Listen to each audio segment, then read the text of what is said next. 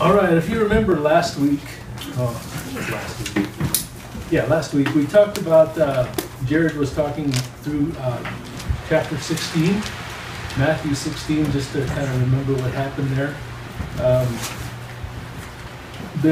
In chapter 16, there was the feeding of the 4,000 people, and then Jesus asking the disciples, who do people say that I am? And then asking them more directly, who do you say that I am? And then in the latter part of it, he takes Peter, James, and John, and they go up on the mountain in the first part of chapter 17. They go up on the mountain, and Jesus shows himself, his glory to them. And it's kind of an important thing, because if you think about it, he's saying to them, I am the one who has all this glory. This is me and my kingdom. In the latter part of chapter 16, if you look at the last verse of chapter 16, he's talking to his disciples. And he says, truly I say to you that there are some standing here who will not taste death until they see the Son of Man coming in his kingdom. So he's saying to them, there's some of you that are going to see me in my glory, basically, in how it's going to be when I come to reign in my kingdom. And so he takes them 6 days later up to the mountain, and his face shines, and it says his face was transfigured and changed, and his face shone like the sun, and his clothes became white as light. He emanated light in a different way than they'd ever seen. They'd never seen anything like that. And you have that whole story there. And so they come down off the mountain. So if you think about it, Jesus has Peter, James, and John, the three kind of inner circle guys, with him. And they come down off the mountain. And what's happened is the other nine disciples are out there doing stuff. And so you come to verse 14, Matthew 17:14. It says, and when they came to the crowd, a man came up to him and kneeling before him said, Lord, have mercy on my son, for he's an epileptic, and he suffers terribly, for often he falls into the fire and often into the water. And I brought him to your disciples, and they could not heal him. And Jesus answered, O faithless and twisted generation, how long am I to be with you? How long am I to bear with you? Bring him here to me. And Jesus rebuked the demon, and it came out of him, and the boy was healed instantly. Then the disciples came to Jesus privately and said, why could we not cast it out?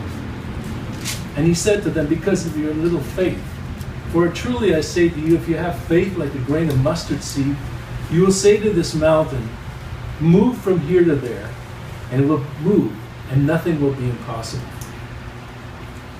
Here we have this situation where Matthew records certain parts of this story. Now, if you go to Luke 9 or Mark 9, both of those chapters will tell you a little more detail about the story. But this is the important part that Matthew points out is what Jesus says about their faith. But if you go to Mark, and maybe we should just turn there just to kind of get a little insight into the details, so we kind of know what's going on here. So go to Mark chapter 9. We'll kind of just pull out a few details out of that story.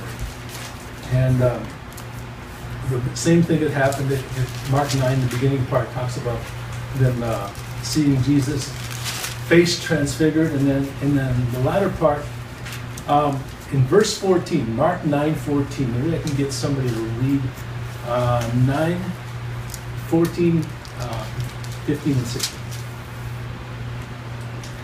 I'll go ahead. When they came to the disciples, they saw a great crowd around them, and some scribes arguing with them. When the whole crowd saw them, they were immediately overcome with awe, and they ran forward to greet him. And he asked them, what are you arguing about with them? And someone from the crowd answered him, Teacher, I brought you my son. He has a spirit that makes him unable to speak, and whenever it seizes him, it dashes him down, and he foams and grinds his teeth and becomes rigid. And And I asked your disciples to cast it out, but they could not do so. Okay, that's we'll finish it, because the rest of it is kind of similar to what's being said in Matthew. But what you get here is that Jesus comes down from the mountain, and basically you find that there's a big crowd and there's some scribes arguing with the disciples. So that's kind of a telling sign that there's something going on here. And it tells us a little more about this guy and what's going on with this guy. Now in Matthew it says he is an epileptic. That's what his dad says about him. But the word just means somebody who has seizures. And the word actually for epileptic there is the word moonstruck or a lunatic, where you get the word, from which you get the word lunatic. And the people used to believe that a person who was demon possessed or crazy or really losing it mentally was struck by the moon. That had something to do with the moon and the tides, and that's where we get our word lunatic and where we get the word moonstruck, like the share moon, a long time ago. You guys never saw that, no? But anyway, there's everybody's 25 years. It's a big problem. Hey, I saw that movie. Did you? Yeah. Show of hands, But anyway, that's the word. So the word is moonstruck or lunatic. He says he's a lunatic. So the word epileptic is kind of it could include epilepsy, the kind of seizures that are common with epileptics. But it was a bigger word. It means a little more than that. It meant that he was going into seizures and having these crazy seizures that were coming on him. And so if you look at Mark, what Ryan just read there, there's some more detail about what happened with the guy, where the father says that the boy foams and grinds his teeth and convulsed him, and he becomes rigid or becomes paralyzed. And there's some more things in Matthew about him being bruised, and it never leaves him. It makes him convulse, and actually the book of Luke. So we have more detail that there was something coming on this boy that was making him really react. And again, if you look further down in Mark, when they bring the boy to Jesus, in verse 20, Mark 9:20, it says, they brought the boy to him, and when the spirits saw him, in Jesus, immediately it convulsed the boy, and he fell on the ground, rolled about, foaming at the mouth. So really a horrifying scene here.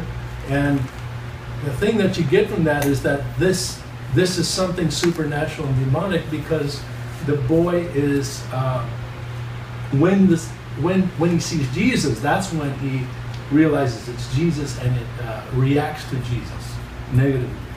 And so so that's a little more detail on the thing. And the other detail we get from Mark, the book of Mark, is that this had been happening since the guy was a child.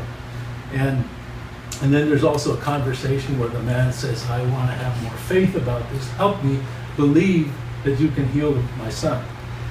And so if you want to read that, but we're going to focus, you can do that, obviously, and get a little more insight into what's going on there. But back to Matthew for a second.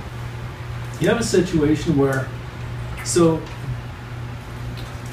what had happened was that the disciples could not cast out that demon from that guy.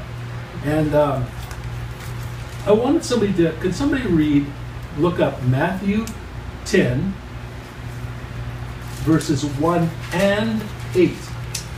And then somebody else look up Mark 6:13. Mark 6:13. So if somebody got Matthew 10, 1 and 8. I have it. All right, Shalaria.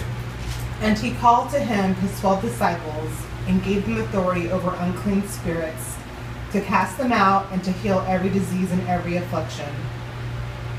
And verse 8? Heal the sick, raise the dead, cleanse lepers, cast out demons. Okay. That's good. Okay. And then Mark 6:13? And they cast out many demons and anointed with oil many who were sick and healed them. Okay, so here we have this thing the Bible teaches that Jesus gave the 12 disciples the authority to cast out demons. And it says it a couple times, and Mark specifically says that they cast out many demons and healed the people that have been afflicted. So we have a situation where these disciples had been doing this. They had been casting demons out of people. And so I guess it brings up the question, what is different about this time? What is different, and maybe we could just kind of throw that out there. What was different about their ability this time? Why was this demon not leaving? I wonder if maybe it's because of the way things appeared. Like it may have looked like an overwhelming situation that they didn't feel they had, that they could do. Like they were walking by sight at that point versus faith. Anybody else? Why couldn't they cast out this demon as opposed to the ones that they'd already been casting out? Now we have some clues in the scripture right there. It says in Mark, this kind cannot be driven out by anything but prayer. Okay, so prayer was very much important. It says that in Mark. Oh, and it said the demon was deaf and mute. Yeah, that's another aspect of the details in Mark, that it caused this guy to be deaf and mute. Couldn't hear, he couldn't speak. And he was part of this demonic affliction. So very, very powerful demon. And some people have kind of put out there that there's an element to this where Jesus differentiates this demon in kind from maybe demon, that there's different ranks and powers in the demon world, and the ones that would cause people to try to destroy their own life, or take their own life with suicide even, were powerful. And I think one of the things that's very important here is to see that there comes a point here where the disciple, I think it's key that the disciples are doing something based on their association with Jesus. Now, we just had our friend from Canada come down and visit us for a while. She knows Evangeline really well, and I've known her family a long time. And she was a police officer. A lot of you met her. And we were driving around here in LA, and I'm looking at the signs that say, don't park here between 8 and 10, okay? And I'm looking up, and then there's another sign that a certain day you couldn't park there. They have like 8 signs about parking, around here. And so I'm trying to read all these signs and look for a parking spot. And she goes, "You mean you just can't just park anywhere?" and she was being sarcastic. But as a police officer, they kind of go above the law sometimes. I mean, over there, wherever they feel like they need to park, I guess they park. I think she was just kidding. I don't think she runs over the law that bad, but she joked about that. Another time she said, I said, "Oh, the sign says I can't turn left." "Oh yeah, you got to read the sign." And she was making fun of the pointing out that if you have the authority as a police officer, you might be able to get away from it more. Now, I'm not disparaging her, saying that she does that. It became a running joke with us. That as a cop, if we had a cop in the car, we could do anything we want, that sort of thing. But and we were laughing about that. But the authority, now we can't really claim that authority that she has, even if she was in her proper jurisdiction as a Canadian mounted police, and we were up in Canada. We can't claim her authority as a police officer and break the law or arrest people or things like that, because it wouldn't transfer over. Okay, we have to kind of we're under the authority of the law, and only the person with the authority has to be relied on. Put it that way. That person with the authority is the one that we could do. We could operate under in some respects in this world, but. I think one of the things that I saw with that is that when we think of our authority and our right, and maybe in this case the disciples' right, to do these things that Jesus had enabled them, and you find them when Jesus comes down and meets up with all the disciples and they're arguing with the scribes, you think, okay, why are they arguing with the scribes? And Jesus asked the question, why are you arguing with them? What are you arguing about? And they're arguing about this poor kid. Okay? They're arguing about this boy that they're not able to cast a demon out. And I believe what Jesus is getting at here is that he says, you have little faith. You're not putting the faith in me. Let's look at a couple other things in Mark. Just really quick, go back to that thing in Mark chapter 9. And I want you to follow along a little bit. I'll just kind of point out two things. One was the one where they were arguing with the scribes. Verse 14 says, when they came to the disciples, they saw a great crowd around them, and the scribes arguing with them. And then down further on, it says in verse 30 that they went from Galilee and passed, verse 30, they went on from there and passed through Galilee. And he did not want to know, for he was teaching. Actually, that's the wrong section. It's verse 33. And they came to Capernaum, and when he was in the house, he asked them, what were you discussing on the way? But they kept silence, for on the way they had argued with one another about who was the greatest. Okay? Now look at that. Okay, think of that for a second. Now look at verse 38. Again in Mark. John said to him, says this to Jesus, Teacher, we saw someone casting out demons in your name, and we tried to stop him because he was not following us. Now this is probably later, but you see a pattern of developing? Anybody see what's going on here? They're arguing with the scribes, they're discussing who's the greatest, and they're trying to stop people from casting out demons in Jesus' name. What's going on there? What's that? Competitive, jealous. Competitive, jealous. There's. They also said, asked, well, why couldn't we do that? You know? Mm-hmm. How can? No, what is that? What's going on there? Pride. Pride. I believe it is pride. Yeah. What else? What stems from pride? So we get this pride. We got this puffed upness. This kind of competitiveness with other people. What does that lead to? And there's a key part of this in regards to faith. What does that lead to? If you're proud and you're competitive. Yeah, a fall. But Self-righteousness. Self-righteousness. And there's something else.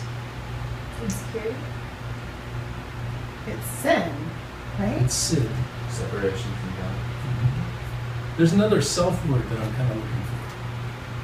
Self-seeking, selfishness, Self-centered. Oh, okay.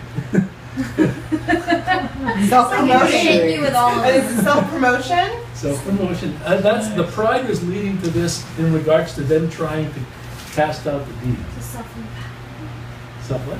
Empowerment. Yes, that would be it. Self-sufficiency, self-empowerment. They were thinking they're the ones with the power. Mary Beth gets a gold star. You should But- bring gold stars. I'm just sorry.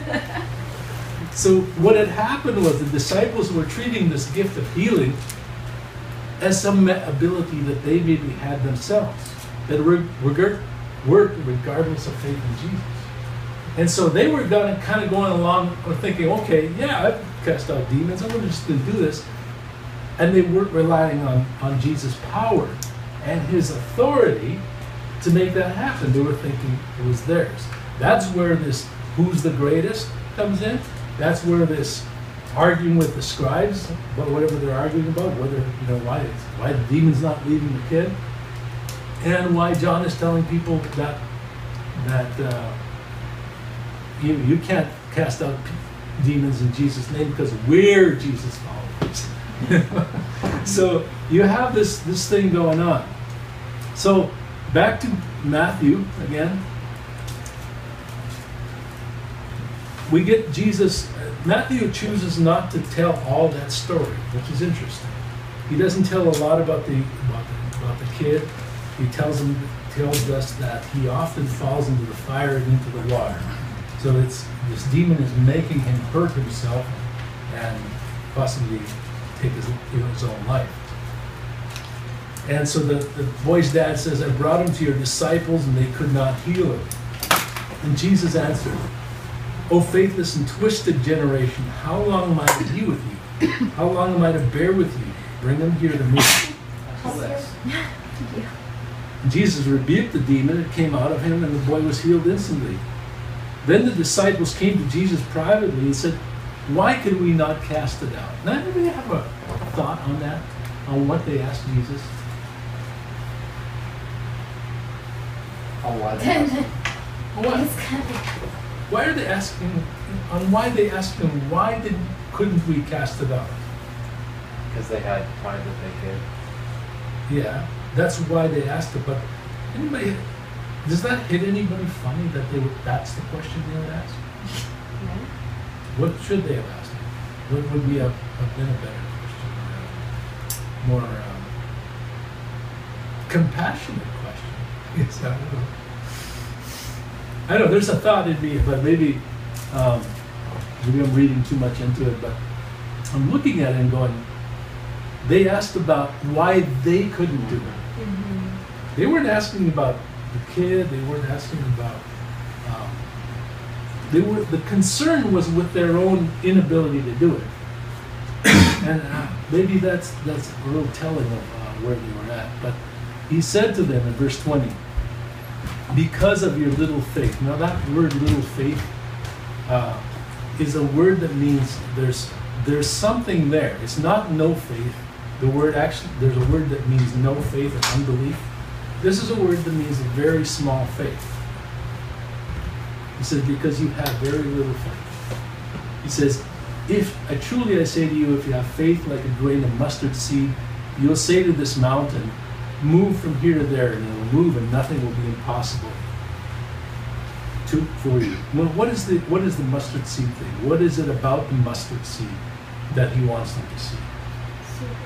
How small their faith is. So is that like this mustard seed that's super tiny? That's one aspect of it because it's very small. But what is it about the mustard seed? Let's look at Matthew 13, verse 31. We'll read that verse. Go back a few to Matthew 13, 31.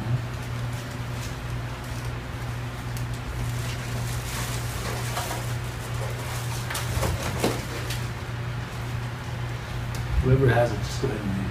He put another parable before them, saying, the kingdom of heaven is like a grain of mustard seed that a man took and sowed in his field. 30, next one. 32. It is the smallest of all seeds, but when it has grown, it is larger than all the garden plants and becomes a tree, so that the birds of the air come and make nests in its branches. Okay, now we're getting the picture of why he's saying the mustard seed. It wasn't that it's small. It's that it has this great ability to grow, right? It is small. It is the smallest thing they could think of. Something very small in that. But he's pointing out also that the ability for that to grow into this great thing, right?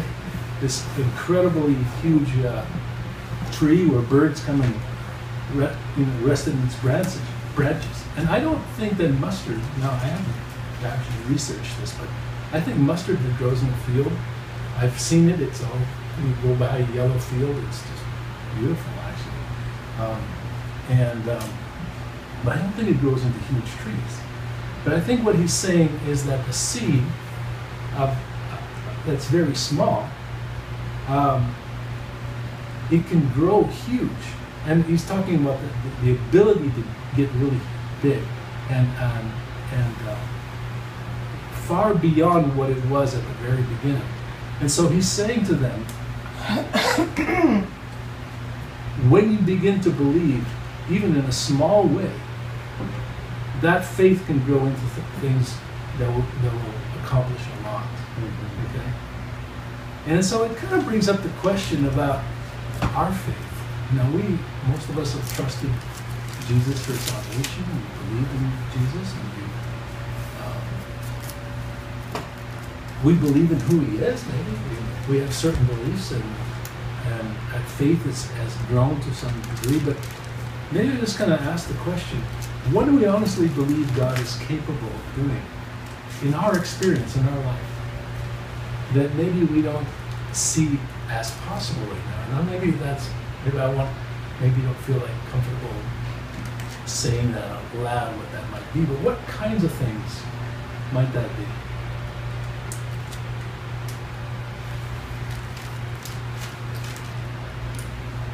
I feel like we've seen God, from going through loss and maintaining like joy in that, and acceptance. Like, that takes a lot of faith to believe that God is still good in the midst of hurt or struggle and pain.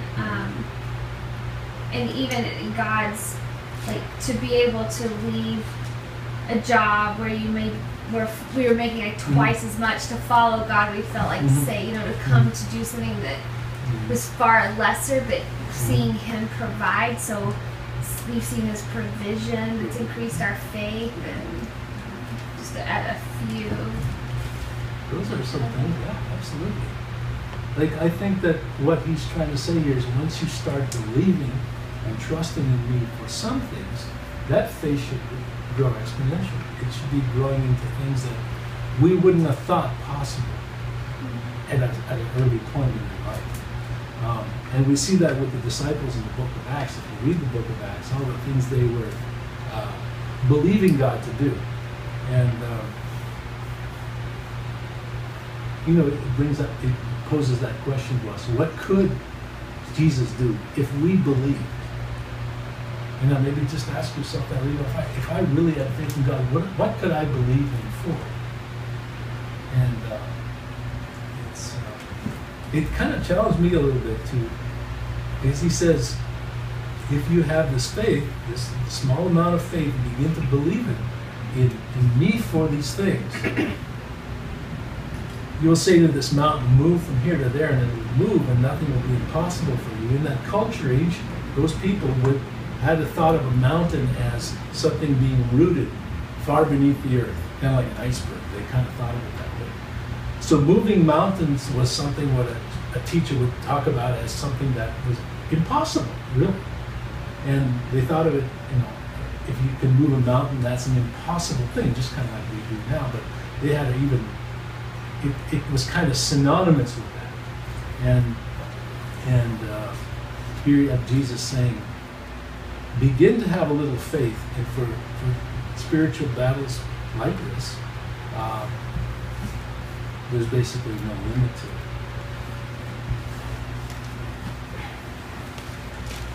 I wrote down something here from one of the people, commentators. That's the word for the people who read commentaries.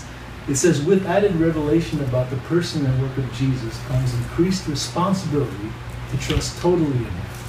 Failure to do this weakens faith and restricts Jesus' work through us. I thought that was a good point, is that our faith will be weakened if we don't trust God for things. Trust is an interesting thing. I think of the 2 times I've gone zip lining. Okay. One was about 2 years ago up at Wrightwood, and one was on her birthday just recently. And when we first went to Wrightwood, the heights are huge. It's really, you're on this line way above the earth, And if you're afraid of heights, it's kind of scary. Now you look at the contraption. You have the helmet on, you have 2 hooks and a harness, and you see the wire there. And you go, oh yeah, it looks fine. But there's this moment when you step off the platform, you actually go, And we actually have to allow that harness and that wire and all that contraption. You have to believe in it to the point where you step off the platform. Now, there's a moment of apprehension there. Okay, there's this little moment of apprehension the first time. And then when we went to the one in the second time we went, which was this past month, they were telling us now what you can do when you get on this. Now, I used to just jump on there and just go, you know, and I'm just holding on for dear life, right? The second time we went, they said, when you get out there, try a few moves. You know, hold on with one hand and do, you know, do the Burt Reynolds and do, you know. And they had all these moves where you had to hold on with one hand and turn around and while you're going. So there's an added level of trust and competence, and there's an added level of faith that you have to have in that situation, that you don't just hang on for dear life, that you actually try a few moves. And Evangeline did some great ones, and can't remember if she but you know, when I first turned, you know, let go of one hand and turned a little bit, I was like, this is me moving on in this faith, right? In this system. Now, I think it's like that in our Christian life. We begin with a belief in Christ, but as we see Jesus answer prayers, like Mary Beth was talking about, we see things happen in our life, we see things, our prayers answered, then that faith in doing that gets bigger. And it should get bigger, because if it doesn't, our faith is we're gonna forget what God is doing. I think that's what this commentator got in mind, because Jesus is wanting them to believe for great things. Begin to, you know, have that faith grow and grow and grow, so that they can do more and more. And I think that's what he's getting at here. And you know, there's a story we have back in we read just a little while ago. Just flip back in your Bibles to Matthew 14. Okay. And we already went through this, so I'm not gonna go too far in it. But if you go to Matthew 14:28, you find the story of Peter trusting God enough to walk on the water, right? So he walks out on the water to Jesus in verse 28. So Peter, verse 29, he gets out of the boat, walks, and he comes to Jesus. And then verse 30 says, but when he saw the wind, he was afraid, and beginning to sink, he cried out, Lord, save me. Now there's an interesting thing happened there. He walked to Jesus, right, on the water, got there, and then saw the wind, got some fear, and Jesus allowed him to begin to sink. I think that's a key part there. Jesus allowed him to begin to sink. In other words, yeah, you've trusted me to actually do this miracle that no one else has done, ever. Not even, what's that guy in Vegas? Chris. What? David Blaine? No. Chris Angel? Even Chris Angel hasn't walked on water, you know, like Peter has, not for real. I mean, he has this thing where he looks like he does, but he actually doesn't. But he's got some tricks. I'll explain later. But he withdraws this power a little bit so that Peter would not worry about the wind and not worry about beginning to sink, because Jesus is right there. And so you have a principle where Jesus sometimes withdraws some of his strength and his ability and his power in our lives so that we trust him more, not so we trust him less. Jesus knows when we're starting to believe in our own strength. The Lord knows when we're starting to trust ourselves to live this life. We're starting to believe in ourselves, in our own righteousness, in our own power, in our own discernment, and our own strength. And in Peter's situation, he had to keep believing even though it didn't look like it was working. Now maybe you guys have experienced this, but I've experienced this in the area of healthy living, with exercising. Okay, and then maybe I'm the only one, but you have you ever got to the point in your life where you go, I'm doing everything right. I'm not getting into my desire to eat all the time, I'm working out, and nothing's changing. It probably doesn't work. Do you ever get that feeling? It probably doesn't work. Yeah, it doesn't work for me. The rules don't apply to me because it's not happening. But if we have faith in the process of All the things that the research that has gone into this, and people's lives, and the commercials on TV late at night. we get to the point where we go, okay, not the commercial, forget that. But we know there's a principle about these things that actually works. It has to work, right? But there's a point where we kind of go, I'm not seeing it happen, so maybe it doesn't work.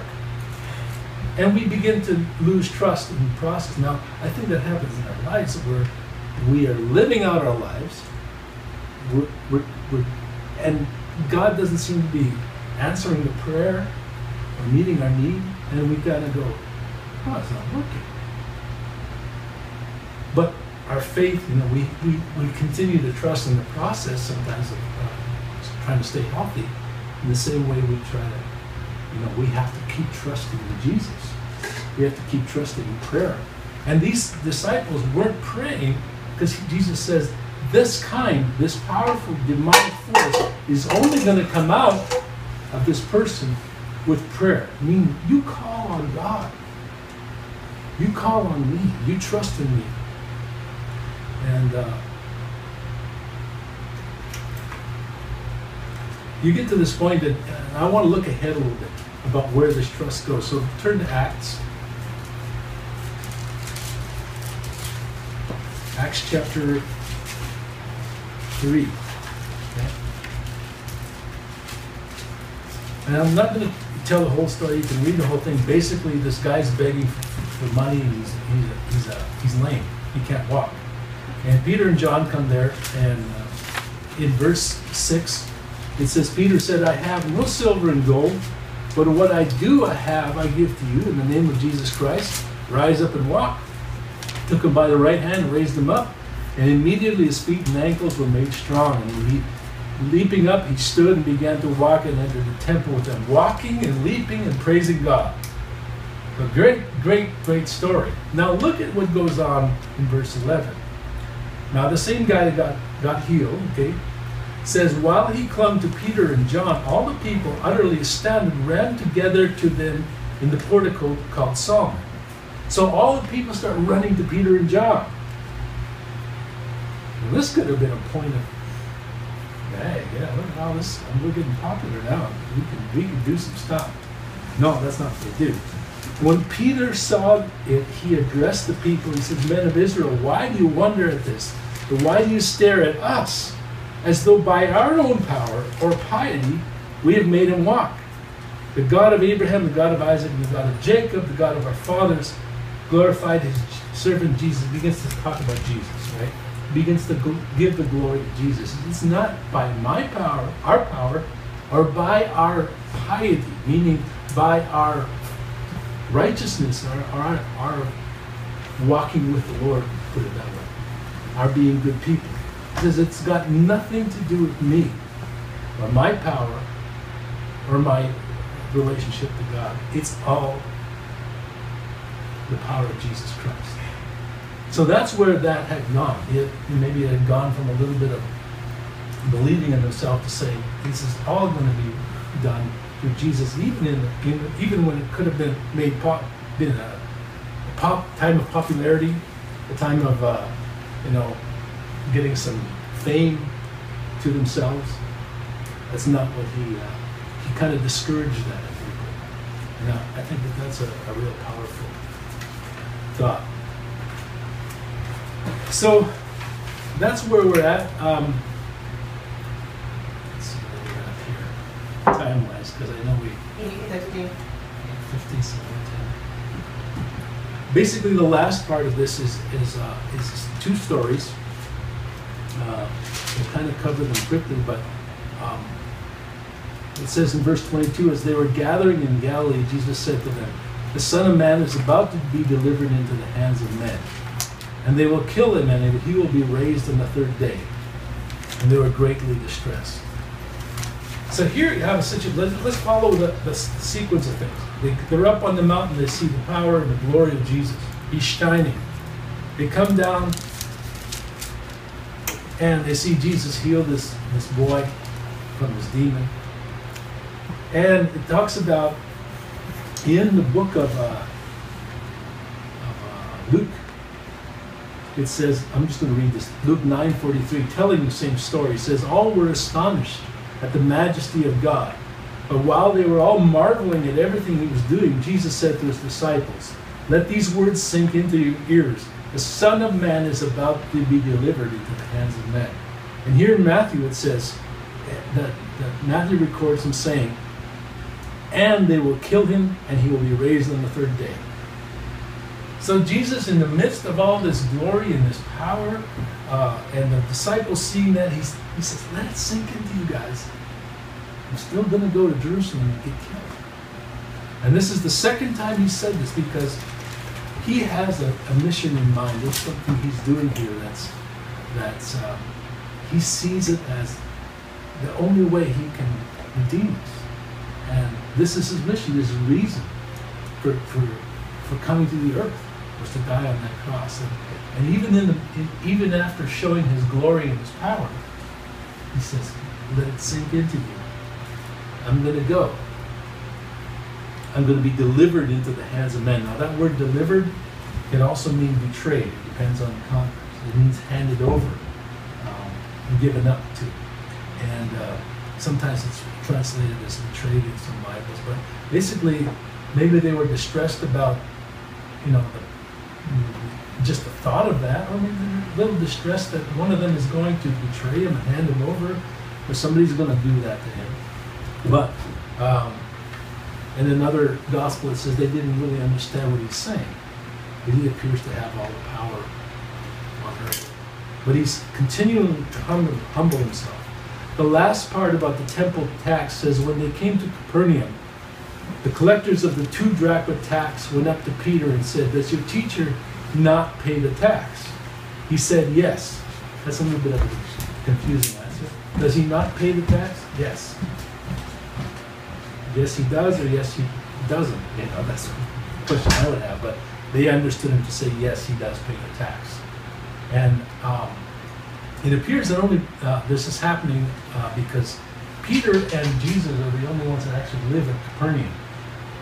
In case you're wondering why it's just Peter and Jesus that he ends up paying the tax for. Was anybody wondering that? No. Okay. So Peter says yes. And when he came into the house, Jesus spoke to him first, saying, what do you think, Simon? From whom do kings of the earth take toll or tax? From their sons or from others? And when he had said, from others, Jesus said to him, then the sons are free. However, not to give offense to them, go to the sea and cast a hook and take the first fish that comes up. And when you open its mouth, you will find a shekel. Take that and give it to them, for me and for yourself. Anybody see a couple miracles here? Now, we don't know if they actually found the fish. Matthew doesn't record whether they actually found this money in the fish, right? And nobody else tells this, none of the other guys tell this story. So only Matthew's telling the story. And I think Matthew's just saying to us, Jesus said it's going to be in the mouth of this fish, this exact coin. And he doesn't even bother to tell, yeah, he went over there and found the coin in the fish's mouth. Because of his faith, by this time, I think he's expecting the readers to have faith that this actually happened, right? You follow me there? Mm-hmm. Okay. There's another miracle here. I want us to kind of get a look. Did anybody catch it? In verse. They go up to Peter, right? Peter's alone when they ask the question. Anyone else see it? What is it? But Jesus knew what they asked him. Yeah, Jesus knew that they were asking Peter about taxing. And so he comes back into the house because they met with Peter, comes back into the house, Jesus speaks to him and says, this tax was something that had been instituted back in the book of Ezekiel, and it was everybody over 20 years old had to pay a half shekel to support the temple. And they paid this once a year, just before the Passover, and Jesus probably had been out of town during that time. And they come back, and Peter says, yeah, he normally pays this tax. And Jesus is pointing out that, the certain priests and people in the royal family, or in the temple family, in the priesthood family, didn't pay this. And so he asked the question, who pays the tax? Who do they collect taxes from? The people that they're ruling over, or the people in the royal family? And he's pointing out that he doesn't have he has the right not to pay tax, is what he's kind of saying. But he has a principle here that comes out that says, in order, where does it say? However, verse 27, not to give offense to them.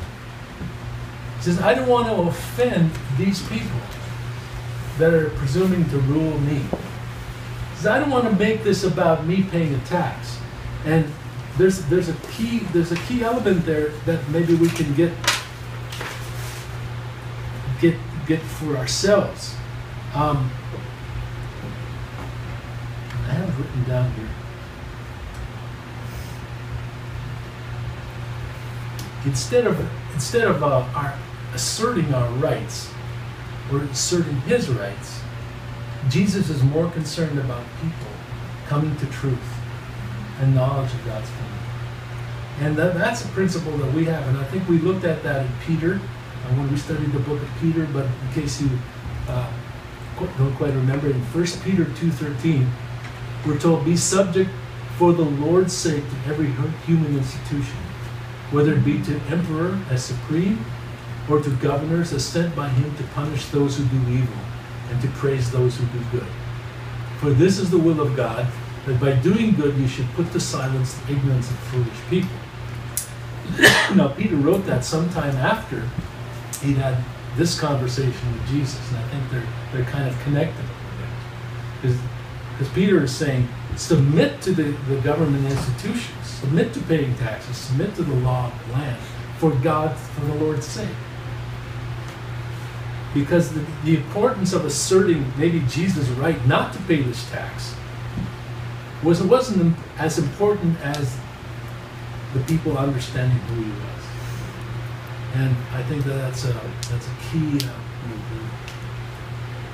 it's a key lesson for us today. Peter had just seen the glory of God, right? He'd just seen him light up. He'd seen his power. He'd seen him miraculously heal this boy. Then he says, I'm going to go be killed in Jerusalem and be handed over to these people to be killed. And not only that, I'm going to just submit to paying taxes. So this great, powerful ruler with the right to rule the whole world is submitting himself to taxes, even the small tax of that town. And I think there's a lot we can learn from that today. I just want to ask, what are we getting out of this meeting tonight? What are some things? Do we have any response to this as far as our own lives? Jesus heals, not us. Mm-hmm. Jesus heals, not us. Anything else? What about this faith aspect? Humility. What are we hearing? What are we hearing? What are we learning here today? If we allow the Lord to lead us to grow in our faith, then He will definitely have us grow in our faith.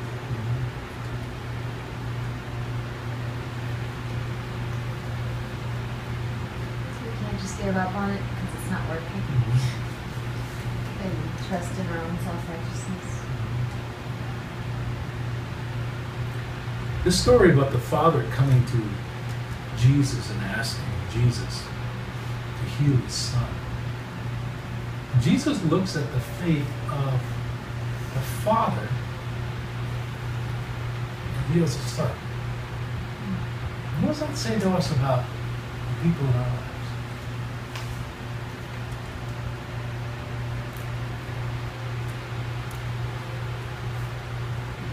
to give up hope for other people. There's an aspect here of needing, praying and trusting God on behalf of other people and their needs. And the man never gave up because he said the boy had been like that all his life. That's great, yeah. Yeah, been like that. One commentator, I thought this was a good question. This is the question. I thought it was great. How often do needs around us go unmet because we neglect radical trust in God, especially on behalf of others' needs? Radically trust God for other people.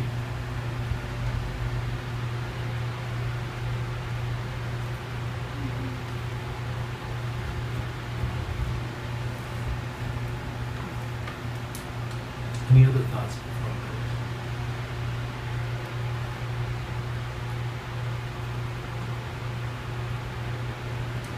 Father, I thank you for your word. I just pray that you would help us to glean the things that you want us to know from this thought of continual dependence on you for everything in our life, and how you ask us to have a little faith and continue to trust, continue to exercise that faith so that we get to this point of just believing in you for all the things in our life and the needs that are there. And not only our needs, Lord, as we see in the story, the needs of other people, of relatives, of friends, of the people in our lives that we need to trust you for.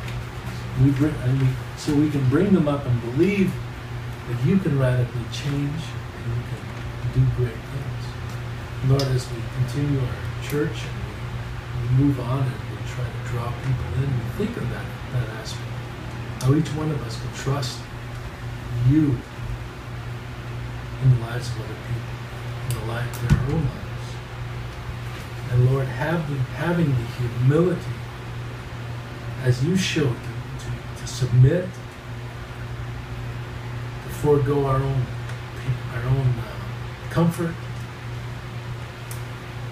and to just continually depend on you, Lord. Having that kind of humility, I pray that you would teach us that, and that it would lead to just bigger things as better things happen because we trust in you instead of believing in our own power and our ability to reason, talk, or operate. Lord, I just pray that you would teach us these things by your Spirit in Jesus' name. Amen. Amen.